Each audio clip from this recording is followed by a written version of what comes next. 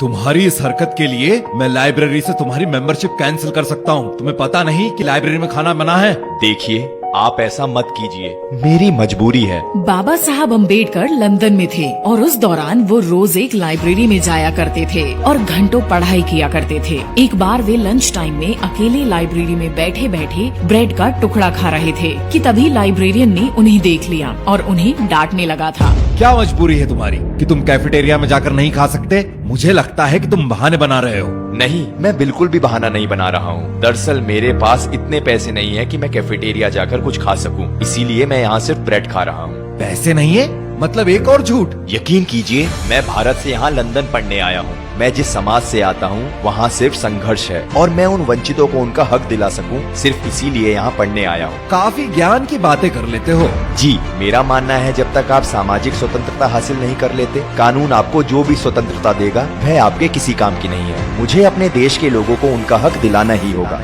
ठीक है, आज से तुम लंच आवर्स में यहाँ नहीं बैठोगे, तुम मेरे साथ कैफेटेरिया चलोगे और मैं तुमसे अपना खाना शेयर करूँगा। लाइब्रेरियन बाबा साहब से काफी प्रभावित हुआ। इसके बाद वो लाइब्रेरियन जो कि यहूदी था, उसके इस व्यवहार के कारण बाबा साहब अम्बेडकर के मन में यहूदियों के लिए एक विशेष स्थान बन गया और शुरू हुआ दोनों में दोस्ती का अटूट रिश्ता। और तब इस लाइब्रेरियन को पता चला कि बाबा साहब ज्ञान के कितने धनी हैं और असली दौलत तो शिक्षा और ज्ञान की ही होती है।